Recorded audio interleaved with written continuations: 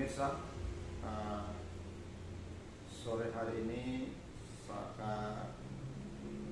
topik kita hari ini Kota Mobagu, tambang dan masa depannya. Tapi sebelum kami lebih lanjut, para pemirsa jangan lupa memberikan like, share, subscribe, dan tombol lonceng. Para pemirsa, saat ini kami hadiran seorang tamu, seorang jurnalis dari Kota Mobagu, Saudara John Silitonga. Selamat siang Pak John. Selamat siang. Oke, terkait dengan topik yang kita akan bicarakan ini, bahwa apa yang Anda ketahui tentang Kota Mobagu dahulu seperti apa sebelum adanya usaha-usaha tambang di Bola Mongondo umumnya. Terima kasih atas undangan dari pihak Jejak 98 kepada kami, di mana Kota Mobagu, sepengetahuan kami dulu adalah sangat ramah masyarakatnya dan ramah lingkungannya, dikarenakan masyarakat Kota Mobagu ketika itu kurangnya kompetisi untuk melambung atau saling berpacu mencari kehidupan, karena mereka mengandalkan hasil alam. Boleh kita kasih tahu contoh dulu, gunung-gunung ini dapat lihat menghasilkan alam seperti khususnya cengkeh, kelapa. Itu yang saling menonjol di Kota Mobagu dan lingkungan Gunung Raya pada umumnya. Oke, kalau kemudian andalan kehidupan mereka dari pertanian, lingkungan yang hijau, apa yang kemudian memancing bahwa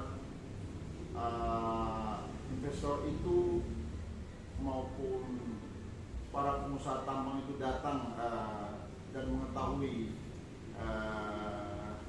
mengenai potensi tambang yang ada di Bola Mongondo, dan kurun waktu kapan itu terjadi?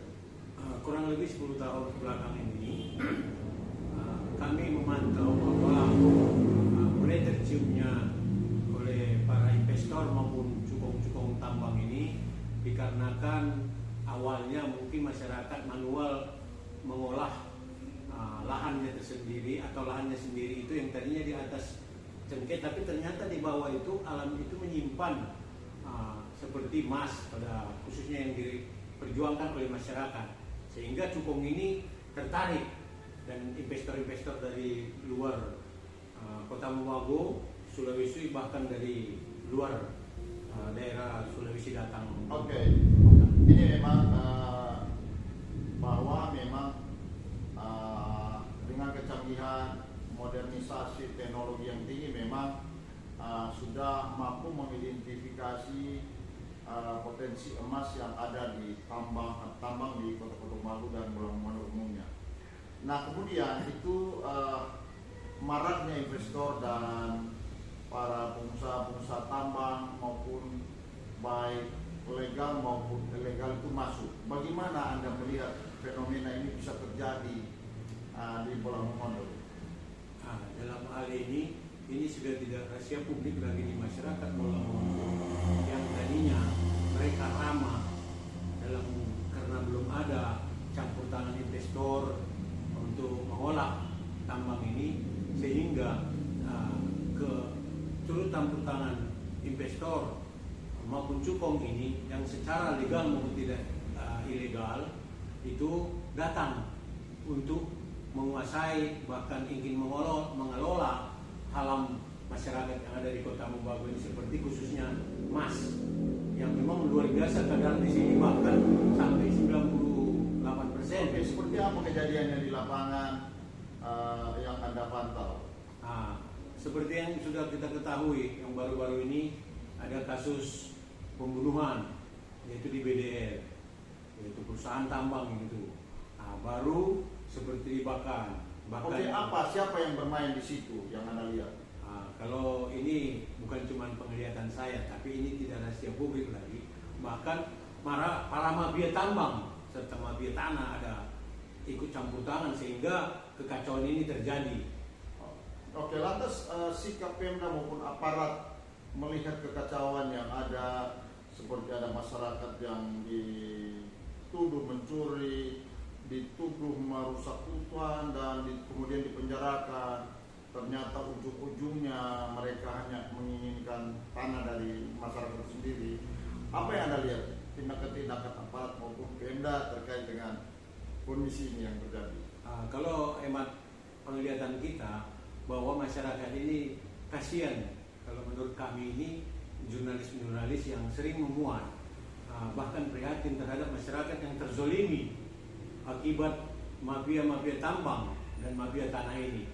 Bahkan ada Bapak Johan Dena itu yang sudah dipenjarakan, padahal mereka pemilik tanahnya karena suatu perusahaan yang besar, bahkan keputusan dari Mahkamah Agung untuk disuruh bayar perusahaan tersebut, namun tidak dibayar, bahkan dipenjarakan dengan tuduhan pengerusakan. Ya, maksud saya apa tindakan aparat mau Pemda terhadap kekacauan ini?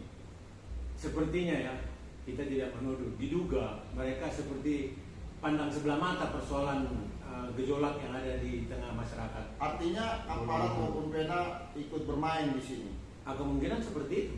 Oke. Kalau seperti itu faktanya, kemana lagi kira-kira ini dapat diselesaikan sehingga kemudian ini tidak membuat suasana makin kacau balau?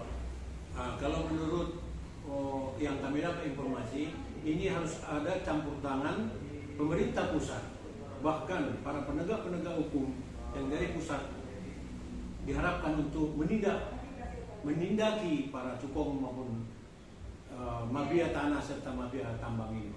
Oke, terima kasih. Sore hari ini saudara jurnalis dari John Silitonga telah memaparkan tentang berbagai peristiwa tambang yang ada di Kota Pekanbaru. Terima kasih. Terima kasih, Pak. Selamat sore. Selamat sore. Siang. Atas Enggak bisa. Salam sehat. salam sehat. Oke, sudah.